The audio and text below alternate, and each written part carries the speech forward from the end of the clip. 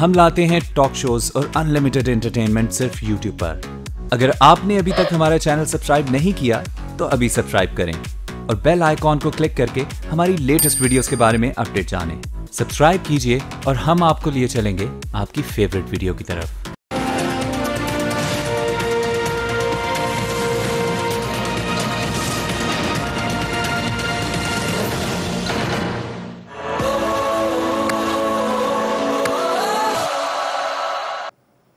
अस्सलाम वालेकुम। कल कराची में पीएसएल का फाइनल होने जा रहा है। 9 साल बाद इस शहर में क्रिकेट बहाल हो रही है। ये इस शहर की बहुत बड़ी कामयाबी है। तो कराची ने बड़ा मुश्किल वक्त देखा है और अब जो इस बड़े इवेंट का फाइनल ये शहर होस्ट करने जा रहा है, ये मत भूलें कि इसके पीछे बड़े लोगों की मेहनत और कुर्बानियां हैं। ये मेहनत और कुर्बानियां जो है वो 2013 में तो शुरू हो गई थी और ये हमारे सिक्योरिटी फोर्सेस के जवानों, रेंजर्स और पुलिस वालों की बदौलत है कि शहर में आज ये माहौल बना हुआ है और रौनकें जो है वो लौट रही हैं। कल के फाइनल का जो क्रेडिट है वो बिलाशुबा इन लोगों की अनथक मेहनत और कुर्बानियों को जाता है। इन 4 सालों में इनकी मेहनत क्या है, मैं आज ये प्रोग्राम के आगाज में बताना जो है वो जरूरी समझता हूं। अगर सिर्फ आप फैक्ट्स एंड फिगर्स जरा उठा के देखें तो इन 4 सालों में 9,832 इंटेलिजेंस ऑपरेशन हुए, 6,000 लोगों को जो है वो गिरफ्तार किया गया, 1,673 दहशतगर्द थे, 1,139 टारगेट किलर्स थे। जो हथियार इस शहर से बरामद, गढ़ बना हुआ था ये शहर जो है वो हथियारों का, 14,560 मुख्तलिफ किस्म के हथियार जो है वो यहाँ से बरामद हुआ। और कराची ऑपरेशन, जिसके हम वो एक टाइमलाइन सेट करते हैं कि 2013 में ये शुरू हुआ था, कराची ऑपरेशन के बाद दहशतगर्दी की जो कार्रवाइयाँ थी वो 94% कम हो गई और टारगेट किलिंग जो है वो उसमें 91% जो है वो उसके अंदर कमी आई। अब ये तो मैंने आपको इन 4 सालों के आदाद शुमार रखे। ये सब कुछ करना जो है वो कोई आसान बात नहीं थी। अब उस वक्त जब कराची में हालात इंतहाई खराब थे और कुछ सोच भी नहीं था सकता। अब हालात 2013 से कितना मुख्तलिफ है, सिर्फ आप मवाजना कर लें तो आपको ये पता चल जाएगा कि हमारे जवानों ने जो है वो कितनी कुर्बानियां दी हैं, कितनी मेहनत की है। 2013 में जो साल है वो कराची में 371 अफराद कत्ल हुए थे। 2017 में ये फिगर 45 है।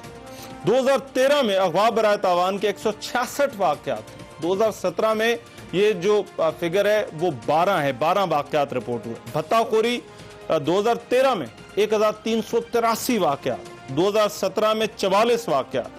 2013 में जो छोटे मोटे जो बम धमाके होते हैं, दस्ती बम धमाके, क्रैकर हमले, उनकी तादाद थी 378 और अभी ये तादाद जो है वो सिर्फ 2 है। ये शहर की बड़ी अचीवमेंट है। आज इसी अचीवमेंट पे आता हूँ, जरा प्रोग्राम में हम बात करें और फिर ये कि आगे जो है वो इस लड़ाई का जो है वो फ्यूचर क्या है और पाकिस्तान में क्रिकेट का फ्यूचर क्या है, इस पर भी बात करेंगे। बड़ा ज़बरदस्त पैनल, एक डाइवर्स पैनल हमारे साथ आज प्रोग्राम में शरीक है। मैं उनका तारुफ करा दूँ। मेरे साथ इस्लामाबाद स्टूडियो में lieutenant general retired Amjad Shoaib sahab मौजूद हैं। Thank you so much. Mubashir Ali Zaidi sahab senior सहाफ़ी हैं, कराची से हमारे साथ लिंक के जरिए मौजूद हैं।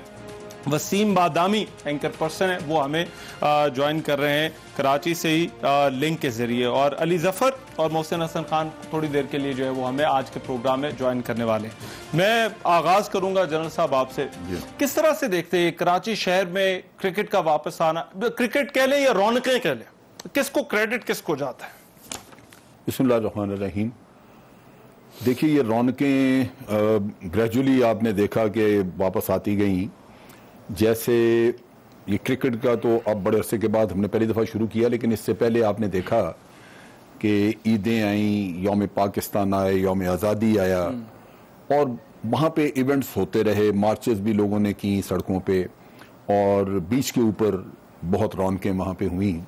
ये बतदरीज मैं समझता हूँ सूरत हाल वहाँ संभलती गई और आज अल्हम्दुलिल्लाह एक ऐसा वक्त आ गया है कि आप एक बहुत बड़ा मेगा इवेंट वहाँ पे करवाने के मुतामिल हैं, आप करवा रहे हैं पूरे कॉन्फिडेंस के साथ।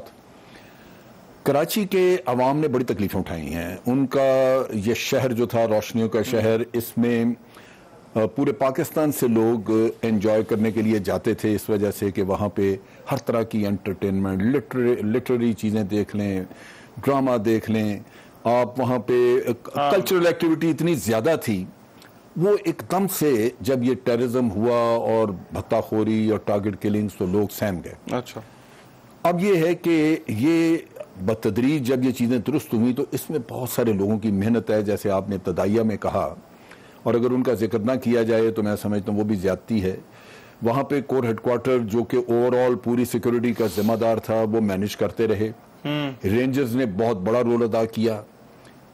पुलिस में खास तौर पे जो एंटी टेररिज्म सेल है उनका, उसमें अभी राजा उमर खताब वहां पे हैं, जो डीआईजी हैं वो वहां पे हैं और मेरा ख्याल काफी अरसा से मेन आपको लगता है सिक्योरिटी का ही उनकी बड़ी जबरदस्त परफॉर्मेंस है उनकी बड़ी। लेकिन मैं उसमें एक चीज जो मुझे जो शक और मुझे परेशानी जिसकी है वो ये है, इसमें आपको याद होगा कि जब जनरल रहील होते थे तो वो अक्सर कहा करते थे कि हमें कराची के मामले में नेक्सस तोड़ना है करप्शन का, पैसे का और टेररिज्म का। अच्छा, उसकी बुनियादी वजह थी कि कराची एक ऐसा शहर है जहां पैसा वसाइल बेतहाशा है और बहुत सारे लोग उसमें हाथ रंगना चाहें, जिसमें लैंड माफिया भी मौजूद है, जिसमें जैसे वो फिशरीज का आपने देखा वहां भी पैसे बनाए जा रहे थे, बिल्डिंग कंट्रोल अथॉरिटी में, हर जगह। वो चीजें हम पूरी तरह हैंडल नहीं कर सके। अच्छा, मैं इस पे जरा आता हूँ जनरल साहब, ये क्योंकि ये बड़ा इंपॉर्टेंट है, मैं चाहता हूँ इस पे आगे जाके बात करेंगे। ये फिर काम किस तरह से होना है। मुबशिर जैदी साहब, ये कराची के लिए कितनी बड़ी अचीवमेंट है। ये ज़ाहिर बात है, ये इतना जो है वो रौनकें जो है वो हम कह रहे हैं वापस आ रही हैं इस शहर के अंदर। और ये जो कराची का जो सफ़र है, एक हालात हमने इतने ख़राब देखे, उसके बाद अब हालात वहाँ पर जो भी हालात हैं, किस तरह से सफ़र को आप किस तरह से देखते हैं? देखिए, ख़ासा ज़ख़म आलूद और खून आलूद सफ़र रहा इन सारे गुज़िश्ता 3 अशरों में।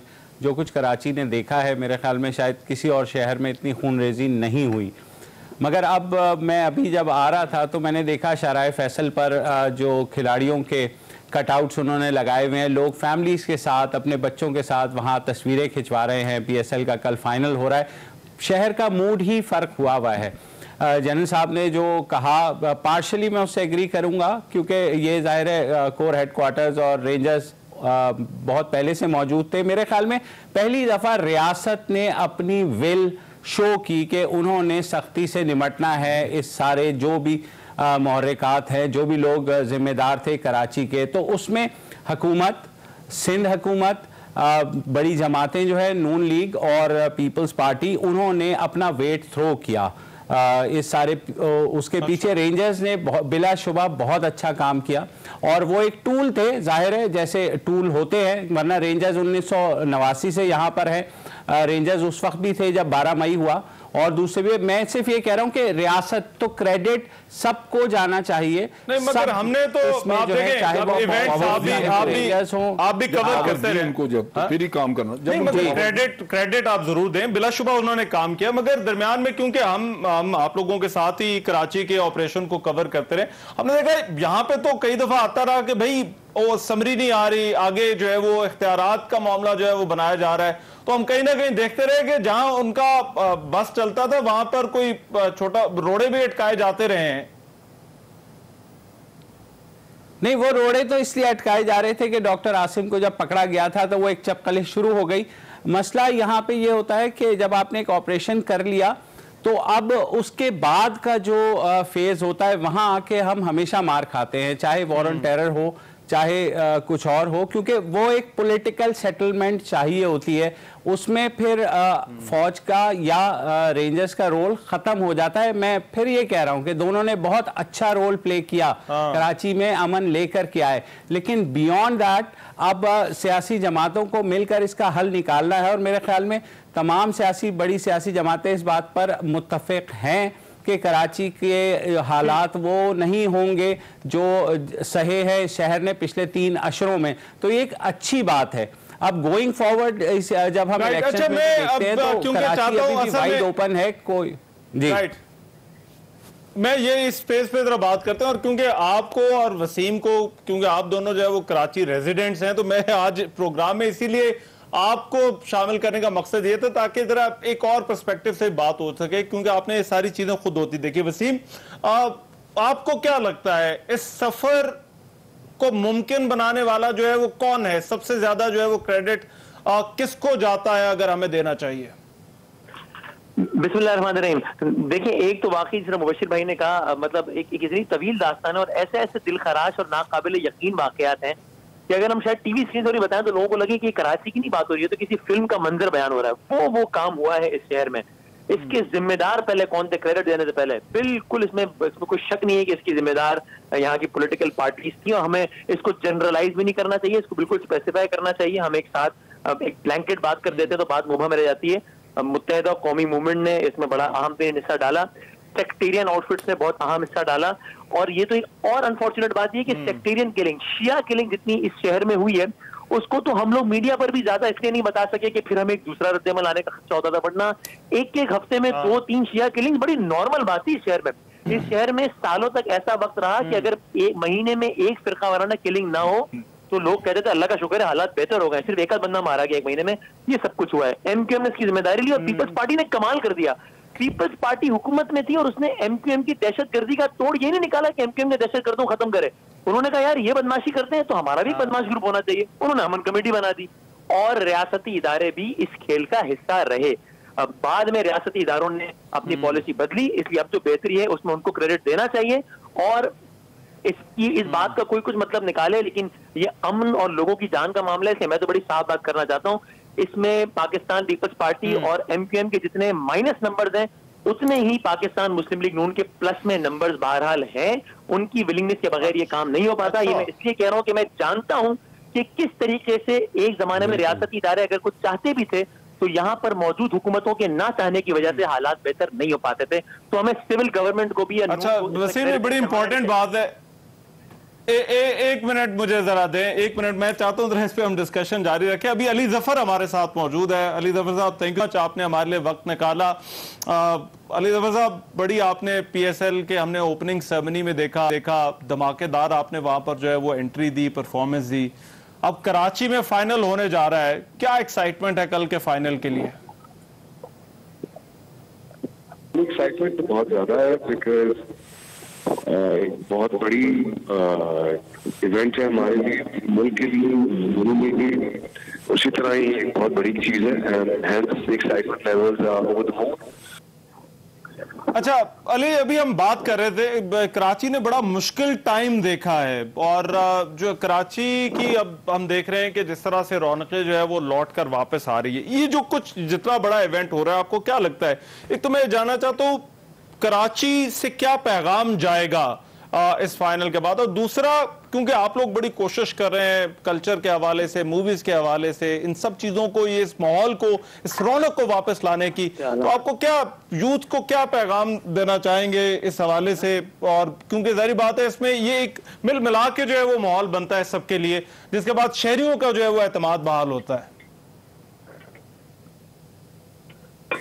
हाँ, इट वाज आई थिंक बड़ा अनफॉर्चुनेट रहा है कराची के साथ जिस तरह के हालात रहे हैं पीछे, लेकिन अब I think things are going towards the better. And being an optimist, मैं एक ऑप्टिमिस्ट हूँ जो हमेशा बेहतरी आई थिंक अब चीजें देखिए, लोगों ने अपने हालात एक तरह से खुद ही वो रिस्पॉन्सिबल भी होते हैं और ठीक करने होते हैं, और they have to choose and elect. जब ये लगा रहे हैं यू नो कि वो किसे चाहते हैं और किस पे यकीन रखते हैं कि वो एक ऐसा कराची बनाएंगे जो कि कराची जैसा डिजर्व करता है, वो तो लोगों की एक कॉल है। और फिर मुझे लगता है कि सबसे भी पॉलिटिशियंस और लीडर्स इन लोगों पे कुछ चीजें कुछ हद तक छोड़ सकते हैं, लेकिन सब उन पे छोड़ना और सब ब्लेम करना भी ठीक नहीं होता। लोगों ने खुद भी कुछ डिसीजन लेने होते हैं और चीजें ठीक करनी होती हैं। और आई थिंक कराची के लोग अपने शहर को क्योंकि हमारा अपना शहर है तो हमारा भी फर्ज बनता है कि जितना हम उसके लिए कर सकते हैं उसे ठीक करें। तो जहाँ तक तीसरे की बात है, तीसरा इन ट्रबल, मेरी जो मेरी एक्सपर्टीज है art and film and cinema, मैंने अपनी जितनी भी एनर्जी है, जितना एक्सपीरियंस है, उसको यूटिलाइज करके मैंने अपनी पहली पाकिस्तानी फिल्म जो है, मेरी पहली प्रोडक्शन है तीसरा इन ट्रबल, जो कि आई बिलीव कि अभी तक का पाकिस्तान के सबसे एम्बिशियस प्रोजेक्ट है फिल्म्स के अंदर, और वो खत्म हो चुकी है, अब तकमील तक पहुंच रही है, और 20 जुलाई को वो रिलीज हो रही है पूरे पाकिस्तान में, बल्कि पूरी दुनिया में बहुत धूमधार तरीके से उसकी एक छोटी सी आपने झलक जो थी वो PSL की ओपनिंग पे भी देखी। तो ये एक्शन कॉमेडी रोमांटिक फिल्म है जिसमें एक्शन भी है, रोमांस भी है, कॉमेडी भी है और फैमिली फिल्म है, फैमिलीज के देखने के लिए। तो मैं बड़ा एक्साइटेड हूँ उसके बारे में। हमारी पूरी टीम ने, जो हमारे डायरेक्टर हैं रहीम, हमारे कैमरामैन जैन, हमारी पूरी कास्ट ने बड़ी इस पर मेहनत की है। और मेहनत तो खैर सभी करते हैं, लेकिन अब लोगों ने उसको हिट कराना होता है। तो तीफा जो है वो मिल तो गया है कि तीफा कौन है, लेकिन तीफा क्या है, कैसा है, क्या क्या करता है, और वो सब चीजें जो उनके जवाब जो है वो 20 जुलाई को 20 जुलाई को लोगों को सिनेमाघरों में देखने को मिलेंगे। लेकिन आप अभी के लिए अगर आप लोगों के पास उसका टीजर है तो आप लोग को दिखा सकते हैं लोगों को और उसकी झलक है कि वो कैसी। चले मैं कहता हूँ अपनी टीम से चलाएं जी जरा। और मगर एक चीज यहाँ पर मैं जरूर आपसे जानना चाहूँ, PSL की जब हम बात करते हैं तो आपका सफर शुरू से जुड़ा हुआ है। पहली PSL में भी आपका एंथम आया था। आपके अपने लिए बहैसियत आर्टिस्ट ये PSL का सफर जो है वो कैसा रहा है? बहुत ही अमेजिंग जर्नी रही है। मैं अपने आप को बड़ा आई फील वेरी ऑनर्ड कि पाकिस्तान की एक ऐसी चीज जिससे दुनिया भर से प्लेयर्स शिरकत कर रहे हैं और दुनिया भर में देखा जा रहा है, और पाकिस्तान में पूरा पाकिस्तान देखा जा रहा है। और मुझे ये ऑनर दिया जाता है ना सिर्फ पहले साल बल्कि 3 साल हो गए, बल्कि मैं तुझसे गुजारिश करता हूँ और अब करूँगा कि वाकई के किसी और को भी मौका दिया जाए, क्योंकि ये मेरा सिर्फ नहीं है, सिर्फ हमारा मतलब पूरे पाकिस्तान पूरे मुल्क की चीज है। और मेरे लिए तो बहुत ही खुशकिस्मती और ऑनर की बात है कि, और उससे ज्यादा ये चीज मजे की कि वो गाने हिट हो जाते हैं। अच्छा, तो एक आर्टिस्ट के लिए, एक सिंगर के लिए, परफॉर्मर के लिए इससे ज्यादा अच्छी चीज नहीं होती कि वो कोई चीज सोचे, लिखे और वो हो जाए।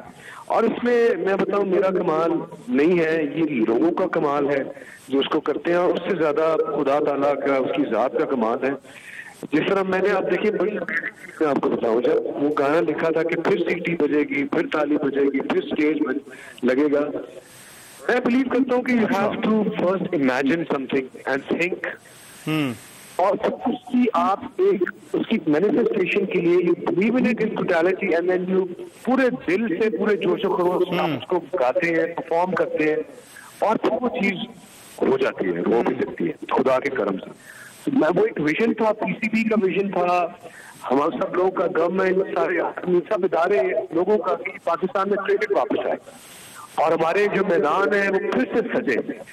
तो इस साल भी जो गाना है वो मैंने वही सोच के लिखा कि लोग फिर आ गए जलवा दिखाने। तो अब जलवा लोग इंशाल्लाह देखेंगे कराची के अंदर, एंड आई होप और दुआ को होगी ये सब चीजें जो है वो सेफ्टी, सिक्योरिटी से और पुरअमन तरीके से ये इवेंट हो जाए, ताकि पूरी दुनिया देखे कि Pakistan, what is Pakistan capable of, and what is Karachi capable of, and what is this. Ali थोड़ा सा जलवा दिखाई दे मेरा ख्याल है हमारे देखने वालों के लिए। चलो फोन पे तो जरा ठीक सा लगता है गाना, लेकिन फिर भी लोगों के लिए, आप लोगों के लिए लोग फिर आ गए जलवा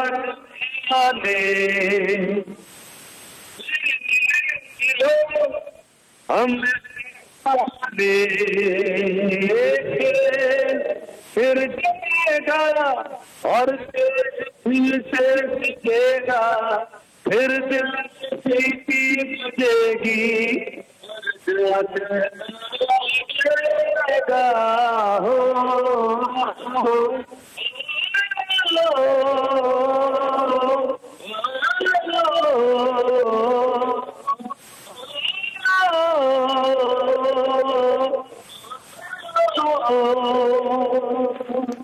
ठीक है Ali, thank you so much, बहुत शुक्रिया। अली जफर हमारे साथ मौजूद है। एक छोटी सी ब्रेक लेते हैं, ब्रेक के बाद वापस आते हैं तो हमारी गुफ्तगू जो है वो जारी रहेगी।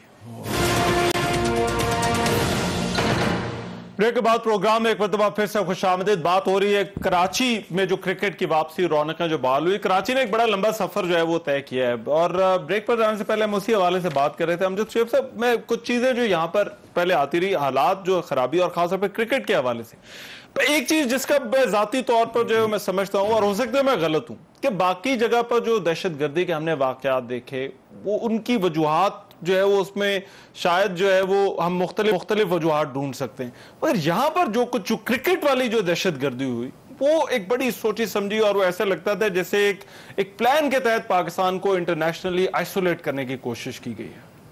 देखिए, मैंने बहुत कुछ पढ़ा है इस पे कि इंडिया की पाकिस्तान को टैकल करने की, हैंडल करने की स्ट्रेटजी क्या है। उसमें जो दो बड़े प्रोमिनेंट चीज़ें थी, एक तो आपको इंटरनेशनली आइसोलेट करना और दूसरी तरफ इकोनॉमिकली आपको डिस्ट्रॉय करना, कौम का मोराल बर्बाद करना, और आर्म फोर्सेस और गवर्नमेंट और जो पब्लिक है इसके दरमियान एक एटमॉस्फेयर ऑफ डिस्ट्रस्ट ये पैदा करना।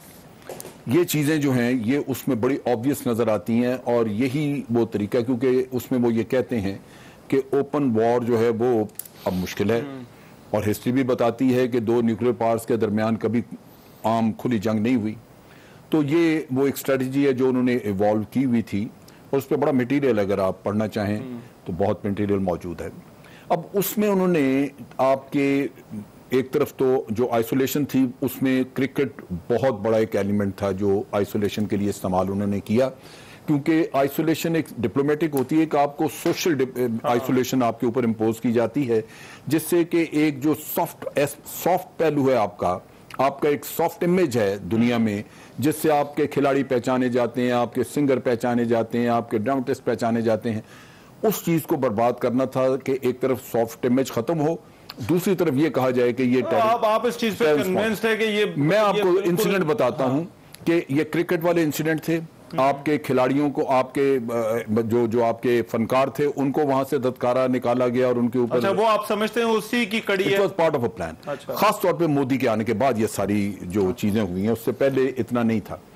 और मिलिटरीली आपको डेसिमेट करने के लिए आप मेहरान बेस का और कामरा वाले जो अटैक्स थे आप उनका देखें, इसकी डिटेल्ड रिपोर्ट्स मौजूद हैं कि कहां पैसा दिया गया, किसने स्पॉन्सर किया। मगर ये जो मुआशी तौर पर और खास तौर पर इसके जो सोशल इंप्लीकेशन थी वसीम, क्रिकेट वाले जो मामला था और जहां पर जो हमने दहशतगर्दी देखी और फिर जो आइसोलेशन देखी, अभी भी क्रिकेट उस तरह से बहाल तो नहीं हुई, थोड़ा वक्त लग रहा है। अब कुछ टीमें आ रही, वेस्ट इंडीज की टीम अब आ रही, बट ये कितना डैमेजिंग था, और इसके पीछे जो वजूहात थी, वजूहात पे हम और जो बाकी वाकयात उन पर तो बात करते, बट इसके क्रिकेट वाली दहशतगर्दी के पीछे आपको क्या वजूहात लगती?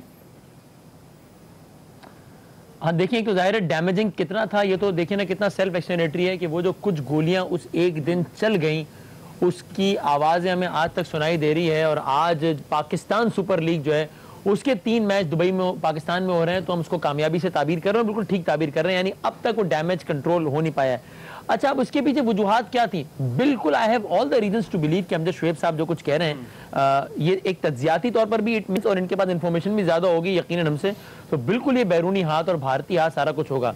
लेकिन ये वाकया इस तरह का कोई भी वाकया, सवाल बड़ा बुनियादी बनता है, क्या हम भारत से एक्सपेक्ट करते हैं कि वो हमारी भलाई के लिए कुछ करेगा? क्या हम भारत से एक्सपेक्ट करते हैं कि उसको हमारे ग्राउंड या हमारे मैदान या हमारे बाजार आबाद होते अच्छे लगेंगे? Of course not.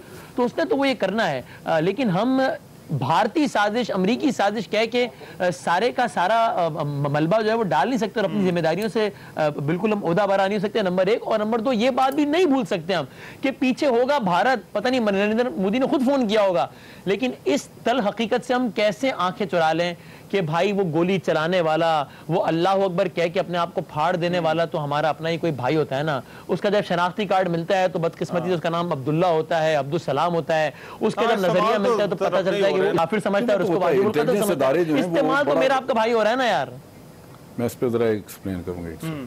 अच्छा, ठीक है, मैं आता हूं। मैं एक सिर्फ बात कर दूं कि ये हमें ज़हन में रखना चाहिए, जो हमारे ऊपर जैसे इल्जाम इंडिया लगा देता है कि जी हमने यहाँ से भेजे बंदे और वो उड़ी में कर दी, ये इतने अहमकाना इल्जाम। उसकी वजह यह कि कोई दुनिया की अच्छी इंटेलिजेंस एजेंसी वो कभी अपने लोग भेज के ये काम नहीं करती, हमेशा वहां के लोग इस्तेमाल होते हैं। और ये चीज जो है ये इंडिया भी करता रहा। यहाँ ये बड़ा जरूरी था। मुबशिर, यहाँ पर मुझे एक चीज जो कि खास तौर पे मैं कराची के रेफरेंस से भी पूछना चाहता हूँ, क्योंकि लाहौर में हमने देखा पहले मैचेस हो गए, बट कराची में फिर भी वक्त लगा इस एतमाद को बहाल करने में। अब अल्लाह खैर करे कल मैच अच्छे तरीके से हो जाए, अभी होना है। मगर ये जो आप जिस फेज की बात कर रहे थे कि एक ऐसा जो इसमें रिकंस्ट्रक्शन करनी, उस वक्त के लिए ये इस तरह की एक्टिविटीज, जो मूवीज हैं, जो कल्चर है, जो स्पोर्ट्स है, वो कितनी जरूरी है। और मेरा ख्याल है वो मिसिंग रहा है इस सारे फेज में। उसमें भी हम बड़ा लेट हुए हैं कराची में ये चीजें लाते लाते।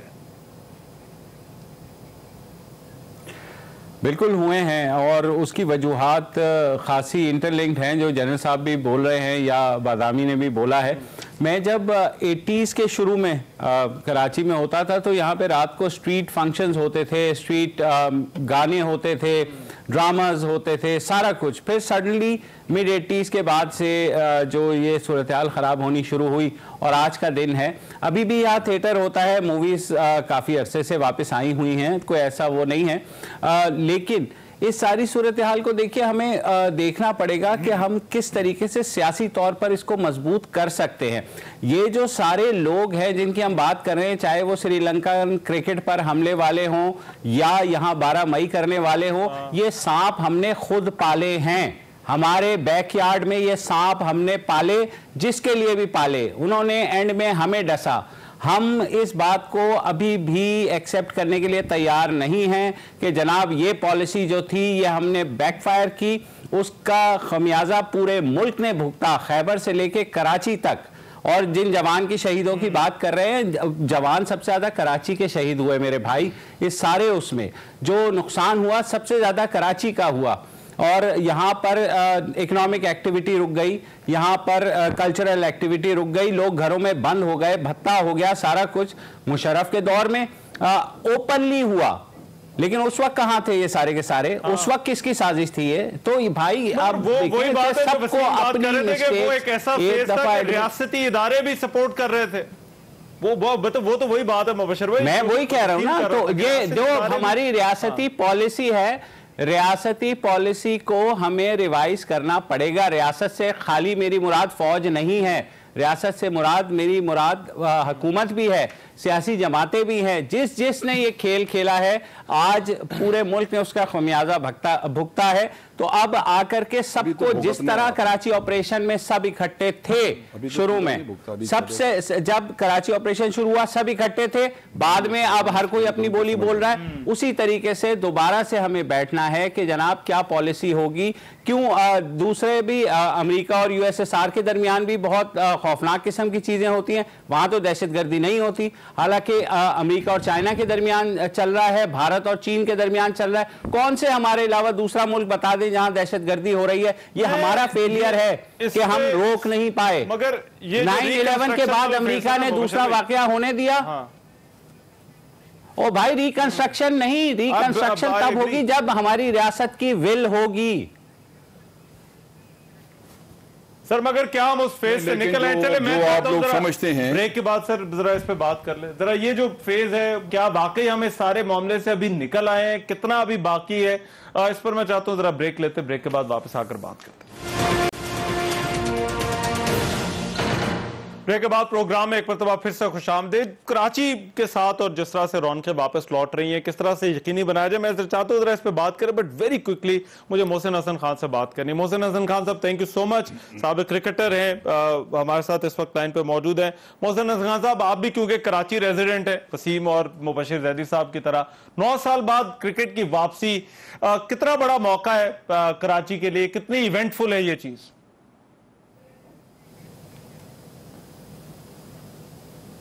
Much Rahman for having me in the show.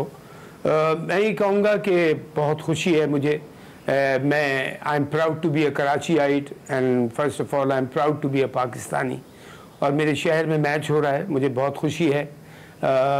और मुझे पूरी उम्मीद है कि हमारी जो सिक्योरिटी फोर्सेस जिस तरह पहले भी मैचेस कराती रही हैं, वर्ल्ड 11 भी आई, जिम्बाब्वे, कीनिया, श्रीलंका, लाहौर में जो मैचेस हुए सब बहुत ज़बरदस्त तरीके से कराया। और अल्लाह के फजल से हमारी सिक्योरिटी फोर्सेस जिसमें हमारी अफवाज है, हमारे रेंजर्स हैं, पुलिस है और दूसरे सिक्योरिटी इदारे हैं, वो जब करते हैं अल्हम्दुलिल्लाह मैं अल्लाह का बहुत शुक्र अदा करता हूँ और इंशाअल्लाह आगे भी ऐसी होगा।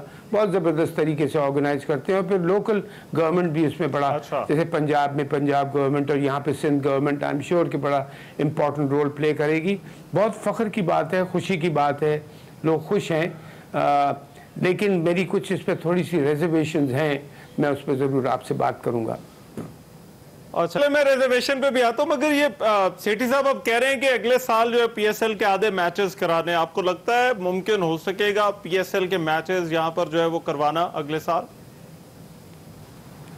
रहमान, मैं आपको ऑनेस्टली बताऊं, पीएसएल पहले साल ही कराना मुमकिन था, इसलिए कि एक दफ़ा जब अब हमारी गवर्नमेंट यानी कि हमारी फौज ख़ास तौर पे और यही हमारी सिक्योरिटी फोर्सेस जब वो ओके दे देती हैं, हम शुरू जो हमने 3 साल पहले किया था, मैं उस वक्त क्रिकेट बोर्ड में था उससे पहले, तो फिर जब मैं चीफ सेलेक्टर था, फिर मैं हेड कोच भी बना, तो उस वक्त जो चेयरमैन थे एजाज भट्ट साहब, फिर वो मेरे ही टेन्योर में वो चेंज होके ज़का अशरफ साहब आ गए। दोनों से मैंने डिस्कस किया था कि जी पीएसएल के लिए क्या इरादे हैं आपके, मेरा भी इसको में पॉइंट ऑफ व्यू है। तो कहने के तुम बताओ। मैंने कहा जी मेरे हिसाब से पाकिस्तान सुपर लीग पाकिस्तान में होना चाहिए, इससे कि ये दुनिया की हर मुल्क की अपनी लीग अपने मुल्क में होती है, डिफरेंट शहरों में होती है, डिफरेंट प्रोविंसेस में होती है, सारे मुल्क को खुशी मिलती है। एक जगह देख के अब ऑस्ट्रेलिया से मैच होता है तो रहमान आप और मैं टीवी पे देख लेते हैं, इंग्लैंड से मैच होता है तो हम टीवी पे देख लेते हैं, या अगर कराची में मैच हो रहा है तो पूरा पाकिस्तान टीवी पे देख लेगा। लाहौर में अभी पहली दफ़ा हो रहा है, कराची में नहीं तो पीएसएल तो सारा लाहौर में होता था, वो हम टीवी पे देखते थे, तो पब्लिक को वो इन्वॉल्वमेंट नहीं होती। और दूसरी बात ये है कि सबसे इम्पोर्टेंट बात, पाकिस्तान सुपर लीग है, ये यूएई सुपर लीग नहीं है।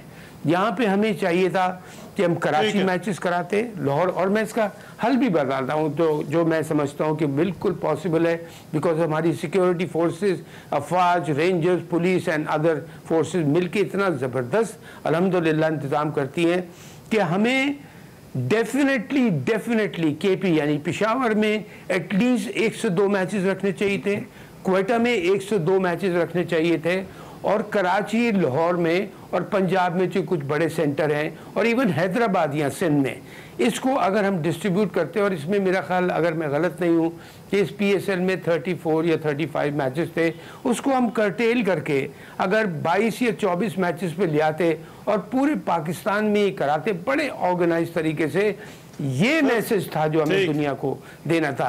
हमें ये मैसेज नहीं देना। बहुत शुक्रिया मोहसिन हसन खान साहब, थैंक यू सो, आपने हमारे लिए वक्त निकाला। वसीम, मुमकिन था ये मोहसिन साहब जो बात कर रहे हैं, मैं तो यहाँ पर क्योंकि, और ये जो फेज जिसकी हम बात करेंगे यहाँ से हम निकलना है, तो क्या आपको लगता है कि इतना भी एतमाद आ गया है कि हम उस चीज से निकल आए हैं बाहर? देखिए रहमान भाई, with all due respect, Mohsin साहब का ज़ाहिर तजुर्बा हमसे बहुत ज़्यादा है, सारी चीज़ें मेरा ख्याल है आसान है टेलीविजन प्रोग्राम में एक अपना पूरा खाका बनाकर दे देना कि 36 की बजाय 24 कर लेते हैं, 24 में से 4 पेशावर, 3 कोयटा, 6 यहाँ। प्रैक्टिकली भी बहुत सारी चीज़ें देखनी पड़ती हैं। स्लोली और ग्रेजुअली जो रास्ता होता है वही जेन्युइन होता है, वही लॉन्ग टर्म होता है। मेरा ख्याल है उसी रास्ते को अपनाया गया है फॉर द टाइमिंग। जिस तरीके से चीज़ चली है, हम अभी एक मैच कराने पर लाले पड़े हुए इंटरनेशनल खिलाड़ियों को लाने में, हम ये 22 मैचेस पाकिस्तान में करा रहे थे तो एक भी खिलाड़ी नहीं आना था। तो खैर ये भी एक डिबेट है कि इंटरनेशनल खिलाड़ियों के बगैर भी पीएसएल होना हो सकता है, बिल्कुल हो सकता है, लेकिन मेरा ख्याल है जो तरीकाकार अपनाया गया है वो सही है। आहिस्ता आहिस्ता चीजें बेहतर होती हैं, और अगर इसी पेस से चलते रहे तो इंशाल्लाह मुझे बहुत यकीन है कि अगले साल आधे मैचेस हो जाएंगे पीएसएल के एज पर अनाउंस, और अगर ये हो जाए बहुत बड़ी सक्सेस होगी यार। बिल्कुल सही। मैं जरा मुबश्शिर ज़ैदी साहब और जनरल अमजद शेख साहब की राय पे जानूंगा, एक ब्रेक के बाद वापस आ रहा हूं। ब्रेक के बाद प्रोग्राम में एक मरतबा फिर से खुशामदीद। बात हो रही है कराची की, रौनकें वापस आ रही हैं, पीएसएल का फाइनल है, और कराची के रेजिडेंट्स मुबश्शिर ज़ैदी साहब, वसीम बादामी हमारे साथ हैं, बाकी भी लोगों से हमने बात की, जनरल साहब हमारे साथ इस्लामाबाद में मौजूद है। मुबश्शिर ज़ैदी साहब, सर लोगों को किस तरह से यकीन दिलाएं कि अब यहाँ पे चीजें जो है वो बेहतर हो रही? मैं अभी ब्रेक में जनरल साहब से बात कर रहा था, मैं कहा लोग जो आ जाते हैं वो तो बड़ी तारीफें करते हैं हमारी कि बड़ा अच्छा मुल्क है, मिलने वाले बड़े अच्छे, वो पहले उन्हें लाना जो है वो बड़ा मसला होता है। बिल्कुल, मैं थोड़ा सा जो मोहसिन हसन खान साहब ने कहा उससे इख्तिलाफ इसलिए करूंगा कि देखिए, एक लाहौर में छोटा सा धमाका हुआ, उसके बाद वॉटसन और पीटरसन ने आने से मना कर दिया, डिस्पाइट द फैक्ट कि उन्होंने पहले जो है कमिटमेंट दी हुई थी। तो it is as fragile as it gate.